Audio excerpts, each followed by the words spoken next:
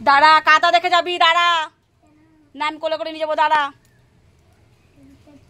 দাঁড়া, ওখানে দাঁড়াবি, না তো পড়ে গেলে কিন্তু ঠাস করে আমি নিয়ে যাবো না কিন্তু। দাঁড়াবি দাঁড়াবি।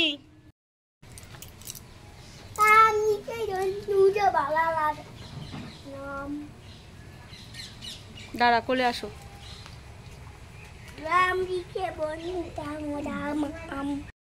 কি কাদা, বাপরে বাপ। গুড ইভিনিং ফ্রেন্ডস, বিকেলবেলায় একটু বেরিয়েছি ছেলেকে নিয়ে। এত বৃষ্টি দুপুর থেকে। চলো টোটোতে উঠে নি, দাঁড়ো, পা দে। না না, আজকে বৃষ্টি, আজকে বৃষ্টি বৃষ্টি বৃষ্টি। ওঠো ওঠো ওঠো, কেন এই পরিস্থিতি দেখো। মা এখনো বেরোয়নি। এখন বিকেলবেলা আকাশের অবস্থা দেখো, এখনো কত মেঘ রয়েছে, ঝিরিঝিরি ঝিরিঝিরি কিন্তু বৃষ্টি পড়ছে। তো সবাইকে আজকে থেকে, এখন থেকে ব্লগটা শুরু করছি আমি ইভিনিং থেকে। চারিদিকের পরিবেশ দেখো কি অবস্থা, রাস্তা ওই দেখো সামনে শুধু গাছ আর গাছ চারিদিকে। এখন আকাশটা মেঘ আছে, বৃষ্টি এখন হতে পারে। হ্যাঁ, বিকেলবেলা থেকে আমার ব্লগটা স্টার্ট করছি। সবাইকে ওয়েলকাম টু মাই চ্যানেল। নিচ্ছে পুরো আমি কল্পনা, একটা সুন্দর মিষ্টি ব্লগ আজকে। তো বৃষ্টির মধ্যে বেরিয়েছে, কারণ আমি বেড়াতেই এসেছি দুদিনের জন্য। তা বাড়িতে বসে থাকলে বেড়ানোর কি হলো। তো এখন যাচ্ছি একটু দিদির বাড়ির দিকে। তা কেন যাচ্ছি তোমাদের বলবো, তো চলো যাই। তার আগে একটা জিনিস তোমাদের দেখাই। মা এখনও বেরোয়নি, ওই দেখো বসে আছে। আর তোমাদের জানো তো কুট্টুস কত দুষ্টু হয়েছে, একবার কাদায় পড়ে গেলো তো হয়েই গেল। তো একটা জিনিস দেখো, এই গাছগুলো, এই গাছগুলো, এই যে এই ফুলগুলো খাওয়া যায়, যে এই ফুলগুলো, হ্যাঁ বড় বেজে খাওয়া যায় এই ফুলগুলো, এই গাছগুলো আগে। আর এগুলো দিয়ে আমরা খেলতাম ছোটবেলায়। এখান দিয়ে এখন থেকে ছোটোবেলার স্মৃতিগুলো যখন মানে সামনে চলে আসে, তখন না খুব ভালো লাগে। এই গাছগুলো অনেক সময় দেখছিলাম না, তো অনেকদিন পর আবার দেখলাম, খুব ভালো লাগছিলো সত্যি। এগুলো দিয়ে আমরা কত খেলাই না করেছি। যাই হোক, গ্রামের আনাচে কানাচে যখন কোনো জিনিস আমার পুরনো স্মৃতির মধ্যে পড়ে যায়, তখন এত ভালো লাগে। আর এই রাস্তাঘাটগুলো মানে যখন ভিডিওটা যখন তোমাদের সঙ্গে এখন শেয়ার করছি, এখন মনে হচ্ছে যেন ইস, আমি যদি আবার যেতে পারতাম। মানে এরকম মনে হয়। বাপের বাড়ি থেকে যতই চলে আসি, টানটা কিন্তু সেখানেই থেকে যায়, তাই না?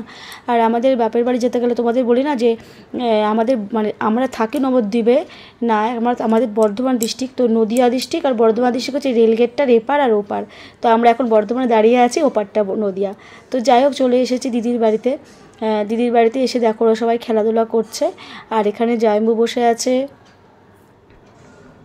সবাই মিলে চা খেতে খেতে একটু আড্ডা দিচ্ছিলাম আর কি। এসে চা খাই, বড় মেম্বার।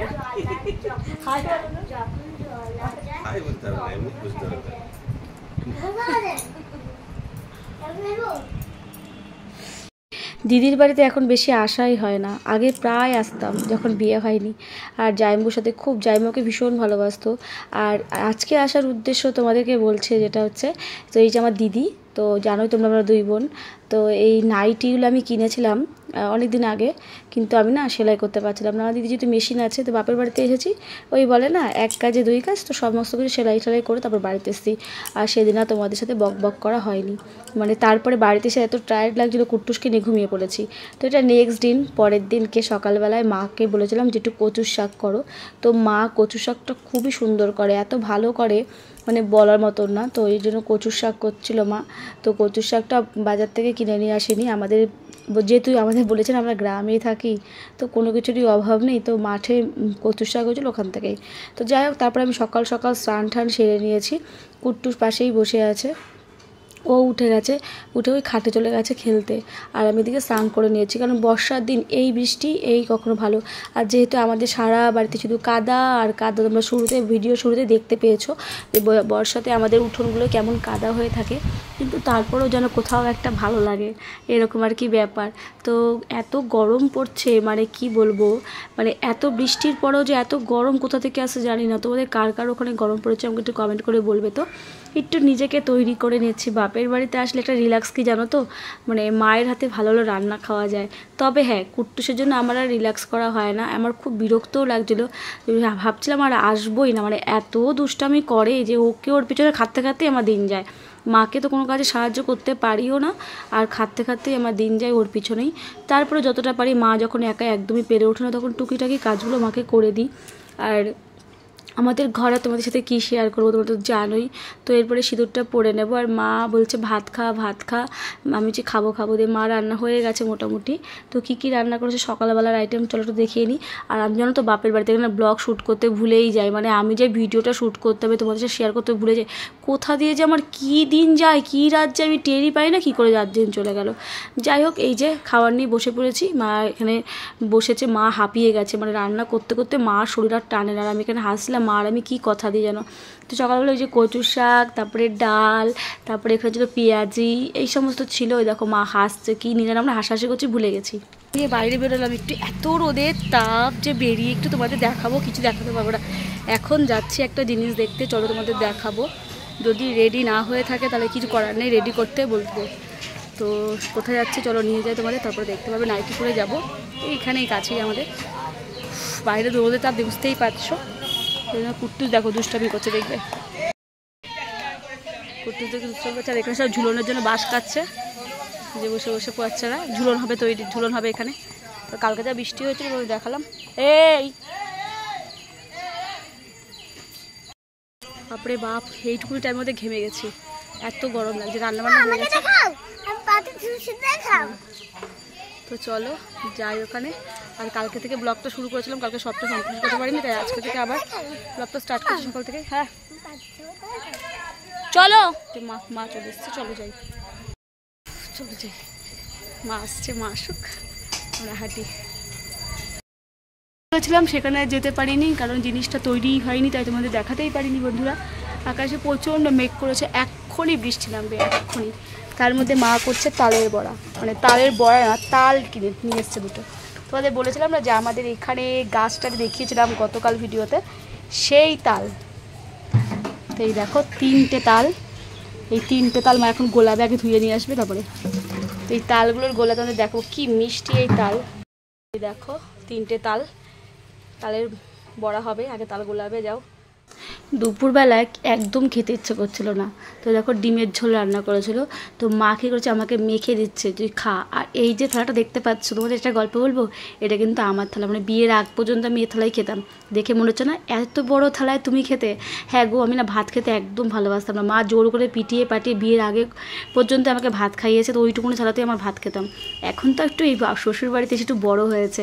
যাই হোক, খাওয়া দাওয়া কমপ্লিট করে বিকেলবেলায় মা নিয়ে বসে পড়েছে তালগুলো, তো আটিগুলো। আর আমার সবচেয়ে ভালো লাগে হচ্ছে তালের আটি খেতে। আমি জানি তোমরা অনেকে হয়তো এটা বোঝো না বা খাও না বা ভালো লাগে না, কিন্তু আমার বিভৎস ভালো লাগে। ওই যে প্রথমে বললাম এখানকার তালগুলো এত মিষ্টি, আমার এখনই জিভে জল চলে এসছে, মানে এত খেতে স্বাদ এই তালের। আর আমরা ছোটোবেলায় মার পাশে বসে থাকতাম, মা কখন তালের আটিটাতে তাল বের করবে, তার আমরা এরকম চুষে খাবার হাসছিলাম আজকে তোমাদের দেখাতে গিয়ে। তো এই দেখো, তারপরে আমরা বৃষ্টি,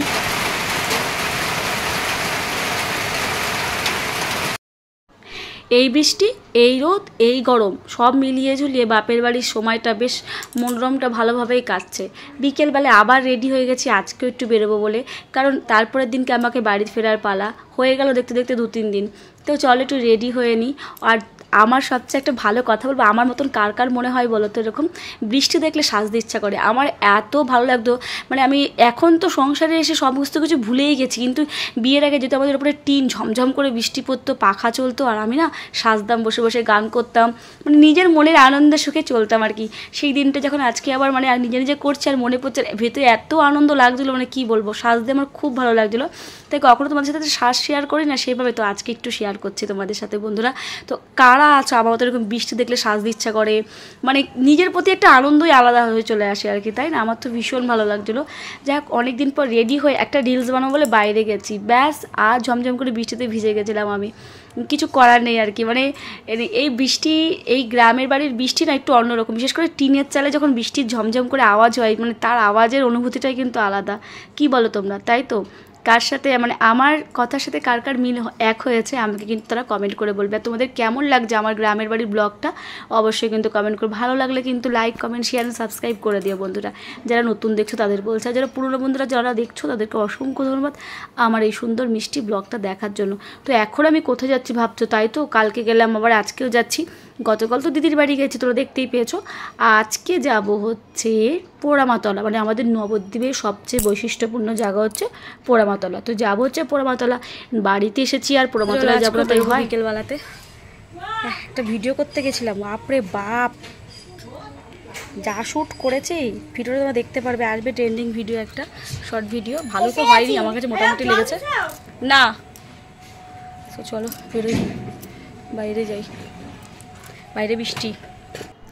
তো এই যে বেরিয়ে পড়েছি, তো মন্দির মঠ সমস্ত কিছু পেরিয়ে যাচ্ছি। কুট্টুস তো খুব মজা করছে, বাইরে বৃষ্টির জল, আর আমরা যাচ্ছি পোড়ামাতলায় টুকিটাকি কিছু কেনাকাটা করতে। মা বললো আমি চলে যাব বাড়িতে, মা বললো চল তাহলে যাই। তো মায়ের কাছে আসলে প্রত্যেকবার কিছু না কিছু কেনাকাটা করে বাড়িতেই আসি। এটা আমি না, আমার মতন হয়তো সব মেয়েরাই করে, বাপের বাড়িতে গেলে এই মজাটা করি। তো এখন আমি যেখানটায় দাঁড়িয়ে আছি, তোমরা অনেকেই নবদ্বীপ সম্পর্কে জানতে চাও, তো এটা হচ্ছে আমাদের সোনাপট্টি বা বড় বাজার, তোমরা যাই বলো না কেন পুরোটা দেখতে পাচ্ছ সোনার দোকান। এখানে তো আমাদের সোনাপট্টি, পাশে হচ্ছে বড় বাজার, এই পাশে হচ্ছে আমাদের লেপ কাঁথা তোষকের সমস্ত দোকান। তো এখানে এসেছি আমি বালিশের কভার নিতে, মানে বালিশের খোল নিতে, সমস্ত এগুলো নিতে এসেছি। এখানে প্রচুর ভিড় ছিল সেদিনকে দোকানটাতে। এখানে অনেক দোকান আছে, কিন্তু এই দোকানের কোয়ালিটিগুলো আমার মোটামুটি ভালো লাগে বলে আমি এই দোকানটাতে আসি আর কি। তোমরা চাইলে অবশ্যই বড়বাজারে সোনাপট্টিতে আসতেই পারো এখানে। আর এখানে প্রচুর দেখার জিনিস আছে, যারা নবদ্বীপ দর্শন করতে চাও অবশ্য কিন্তু তোমরা খুব তাড়াতাড়ি চলে আসো নবদ্বীপ দেখতে। তো প্রচুর কোলবালিশ দেখছিলাম, তার তোমাদের দাদাভাই না সাদা কোলবালিশের কভার ছাড়া কিছুই পছন্দ হয় না, শেষমেশ সাদাই নিলাম। তারপরে আর কি, কুট্টুসের পেয়ে গেছে খিদে, ব্যাস মা কিছু কিনে দাও, চলে গেলাম মন জিনিসে এসে দেখতে পাচ্ছি যে ও চকো চিপস এই কেকটা পছন্দ করলো, তো ওকে এই কেকটা কিনে দিলাম। মা আবার আমাকে বলছে মনে তুই একটা প্যাটিস খা। ব্যাস, মার কোনো দিন এরকম বলে না, মানে আমাকে বললেও নিজে কখনো খাওয়ার জন্য বলে না। তো এই প্রথম মা বললো আমি না করতে পারি, আমি বললাম নিশ্চয়ই মা চলো। দিয়ে মা আর আমি বলে একটা চিকেন প্যাটিস কিনেছিলাম। মা কী করেছে, চিকেন প্যাটিসের চিকেনটা না খেয়ে ওপরে পাঁপড় ভাজার মতন শুধু প্যাটিসটা খেয়েছে, একটুখানি খেয়ে আমাকে দিয়ে দিয়েছে, তুমি একটু খাও বলছে না।